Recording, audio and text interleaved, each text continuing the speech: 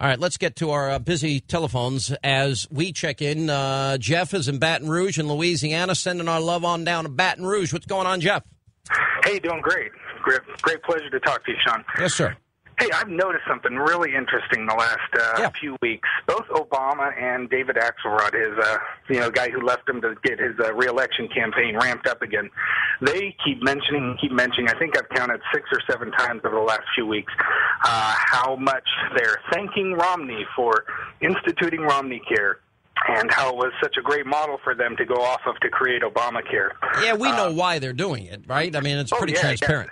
Yeah, they're trying to hurt him with the conservative base. They know that the conservative base is rightfully strongly against ObamaCare, but they realize that he's the toughest competition in a general election. And on the issue of health care, he can provide a great contrast. He can say, look, yes, we passed RomneyCare. You can argue whether you will, whether a mandate is right or wrong. He can say it is constitutional at the state level, but it's not at the federal level. That's one thing. But the biggest thing is the process by which he passed RomneyCare versus ObamaCare. He took over a year. He involved the Heritage Foundation. We just heard that commercial, I think. He involved, everyone, the whole political spectrum. The bill passed 198 to 2. It had public opinion support. It had support of just about everybody up there.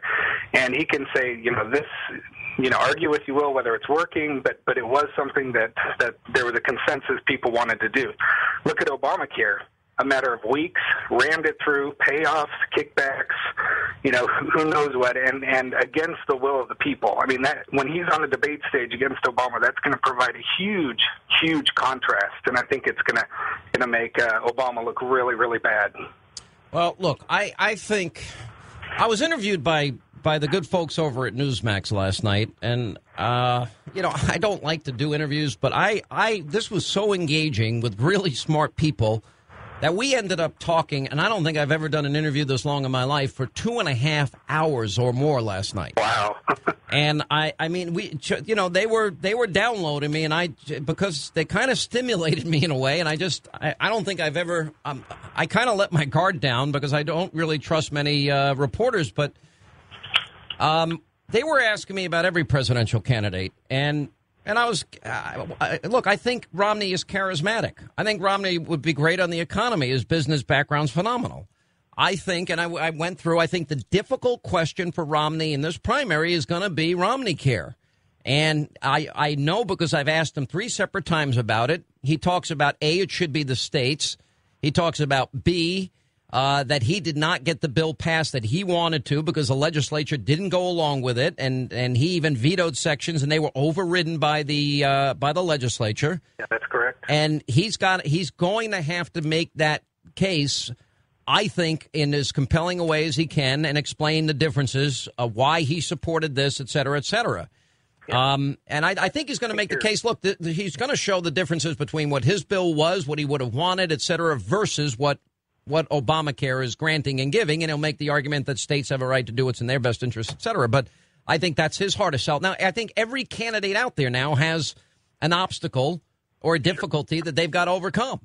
Yeah, absolutely. And with Romney and RomneyCare, you're right. It is something that'll bumper stickerism. You can say RomneyCare equals ObamaCare, therefore I don't like Romney. But if you look at the process by which he had it passed, if you look at there are many differences, and Romney didn't get everything he wanted. But if the electorate is smart and they look forward to what Obama and Axelrod are doing now, they're trying to kneecap Romney. They don't want to run against him. We should take that into account. It may be hard for the primary, but if we're smart enough to elect him, he's by far our best candidate. Well, look, it's for me. What I'm planning on doing here is because I know all of these candidates. I know them all very well. I've interviewed them all. They're all, frankly, a great alternative to Obama. I just don't think we can get any worse than where we are right now. I am going to. My pledge to everybody is I am going to allow. This is your decision. This is the American people's decision. I'm going to weigh in on events and circumstances as they arise. I'm going to give you my take on the positive and negative of every person. But I am going to offer every single candidate as much uninterrupted airtime as I can give them, both on radio and television, so that you can make a better informed decision. Does that sound fair? Absolutely. And I am going to leave it wide open. You know, there's been candidates say, well, what about you're supporting this one? And I said, I have not endorsed anybody. But anybody that's running for president that wants airtime with a pretty significant audience, I'm offering it to them. And this is an environment which they're going to get a chance to speak and not be interrupted. Yeah, and I think you did that last time in 2008 during the primary, and finally you did come around to Romney when it came down to it. Well, I mean, you know, there came a point where I just felt like the conservatives were sort of splitting their vote, and that kind of paved the way for John McCain. And McCain versus Obama, it was a no-brainer for me. It wasn't ideal. I mean, I've had substantive disagreements with John McCain. He was great on the war. He has a great background in history. But, you know, when it came to a number of significant issues, campaign finance among them and others, we just had fundamental disagreements.